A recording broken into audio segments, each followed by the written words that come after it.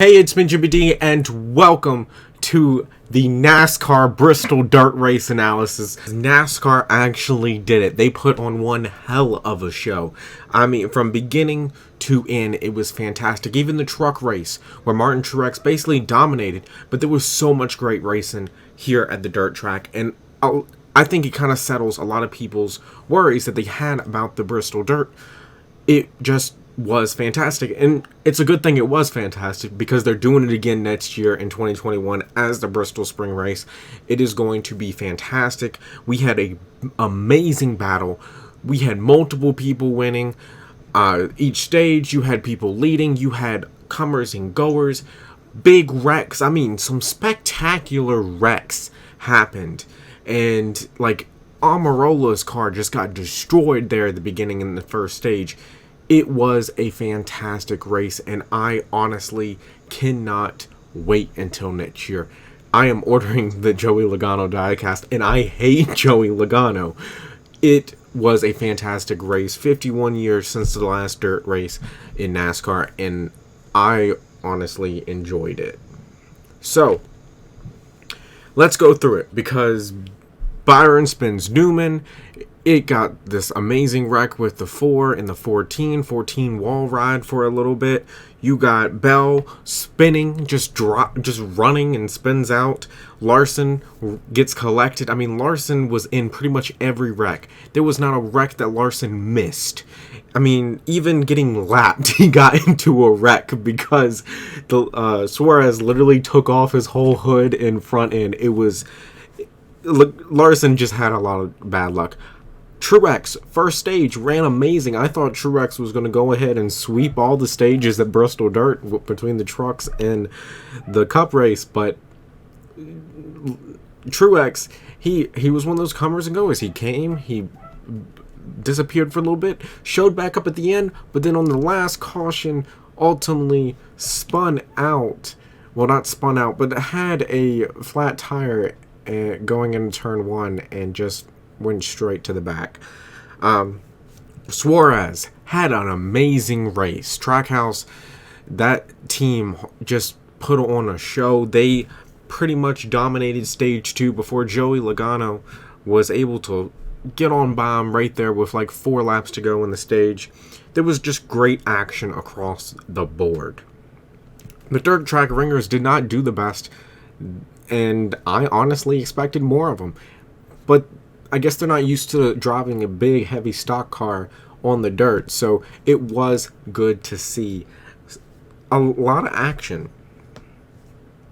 Now, stage 2, the dust became a huge issue, and honestly, NASCAR should have just watered it. I think going to single file restarts, I did not like that. I've been watching NASCAR for over 13, 14 years, and double file restarts is just a norm, and I think it was a more passing opportunity with double file restarts. The single file restart didn't really give people a chance to really pass anyone, because the dust didn't really go away until they were able to water the track down. Again, I'm not sure about the single file restarts. While they turned out okay, I felt like in a way it did hurt the show a little bit. While it was a fantastic show, I did feel like the single file restarts took away some of the excitement from the restarts. And ultimately, Denny, Hamlin, and Logano go after each other yet again. I honestly thought Denny Hamlin was just going to drive into the corner and just knock Logano right out the way, but ultimately he took the high side there with the 2-lap sprint, and Hamlin paid the price for that. Got up in the marbles. Stenhouse Jr. got by him, and ultimately Hamlin didn't get the win, and of course he was bummed. He was quite bummed, but Joey Logano did fantastic and was able to hold off Hamlin, and honestly Stenhouse was charging. I think Stenhouse probably would have put on a show if we had a few more laps there at the end, but ultimately Joey Logano gets the win. Now let's take a look at our top 10. Logano wins the race with Ricky Stenhouse Jr. Fantastic run by him. Comes in second. You have Denny Hamlin in third. Again, he really was trying with Logano, but ultimately kind of paid the price for the lane he chose to take there going into turn one. Daniel Suarez in the 99 Trackhouse car. Fantastic job. Finishes fourth, top 10. And Ryan Newman finishes fifth. I thought Ryan Newman was kind of done after him and Byron got together there at the beginning. But ultimately, Newman was able to come back through with a top 5. That is really good to see Roush Fenway being able to perform at this high-stake race. And it was good to see Newman run pretty well. I was disappointed he was not able to make the truck race because he had a fast truck. William Byron finishes 6th. Him and Newman just stayed together all race long. Tyler Reddick 7th. Tyler Reddick was charging there.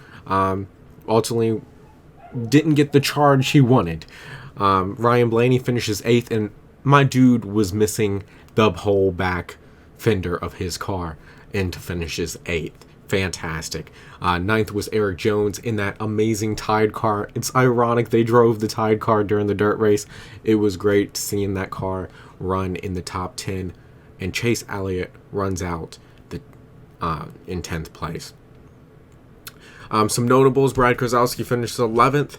Didn't really hear from him too much. Kevin Harvick 15th. Kevin Harvick was a wreck magnet like Kyle Larson there for a bit, but ultimately Kevin Harvick was able to keep it going, especially after getting the 14 to wall ride. Kyle Busch 17th. Ultimately, it was a fantastic race. I loved it. I cannot wait until next year. Of course, NASCAR is off next week, but we'll come back in 2 weeks to the Martinsville night race. It's going to be exciting. I love these short tracks, and I cannot wait to hear your thoughts on the Bristol Dirt Track down in the comments below. I review all the NASCAR races and a bunch of other stuff, so make sure you hit that subscribe button and like it if you want. So, anyways, thank you so much for watching. I hope you see you in the next one. Later.